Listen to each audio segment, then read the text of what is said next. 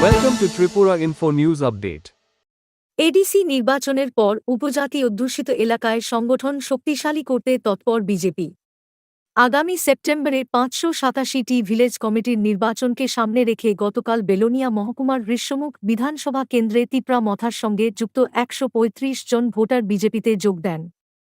Ratanpur community হলে আয়োজিত অনুষ্ঠানে ৪১টি পরিবারের সদস্যরা বিজেপির পতাকা গ্রহণ করে দলের হয়ে কাজ করার অঙ্গীকার করেন। অনুষ্ঠানে বিজেপির স্থানীয় নেতারা কেন্দ্র ও রাজ্য সরকারের উপজাতি উন্নয়নমূলক বিভিন্ন প্রকল্প ও পরিকাঠামোগত কাজ তুলে ধরেন।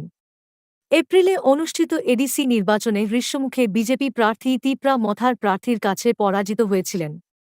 সেই প্রেক্ষাপটে এই যোগদানকে আগামী ভিলেজ কমিটি নির্বাচনের আগে বিজেপির জন্য গুরুত্বপূর্ণ সাংগঠনিক সাফল্য হিসেবে দেখা হচ্ছে।